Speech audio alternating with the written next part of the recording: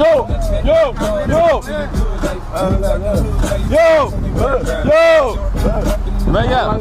Yaxshimisizlar? Nima bo'lyapti o'zi? Nima bo'lyapti ishingmi? Nima gelik desa qo'rqadi bo'lasizlar. Chetga olmasang gaplashib olamiz. Chekkaga olgin. Olmasa nima bo'ladi? Chalakachok. O chalakachok, men bilan unaqa gaplashmayapman. Maziyani qochirib qo'yaman shu vaqtda. Chekkaga olgin. To'xtagin men. Tinchlikmi og'ayni? Nima bo'lyapti? Bo'lyapti. O'ynab olmaydimi? Prosta nasringni yaxshi o'ynab ketyapmanmi? O'ynab ketyapman. Yo'qlar sen o'ynaysan. Sendan so'rab o'ynaymanmi? Senga yoqishni o'ynaymanmi? Ha? Qo'lingni olib gaplash, qo'lingni olib gaplash. Shu polvon. Menga qara. Ol qo'lingni ol, qo'lingni olib gap. Oka qara. O'tiring kameram brat, bu yoqqa keling. Ket.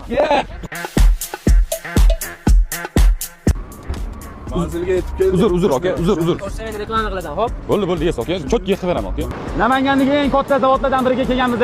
Orqamda Tosh sementni 450 marka va 550 markasi ishlab chiqariladi. Bu zavodga 40 million dollar pul ketgan. Jigarlar, hozirga shu zavodda arzon qilib beraman.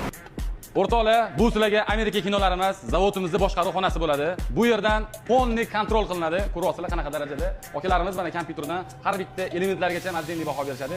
Bu zavodimizning yuragi hisoblanadi, ya'ni laboratoriya xona. Bu yerda har soatda, har daqiqada sement sifatli chiqishi nazoratga olingan. Orqamda turgan bu joy qadoqlash bo'limi hisoblanadi. O'rtoqlar, glavnisi bo'lsa 20 tadan oshiq katta mana shunaqa texnikalarimiz bor.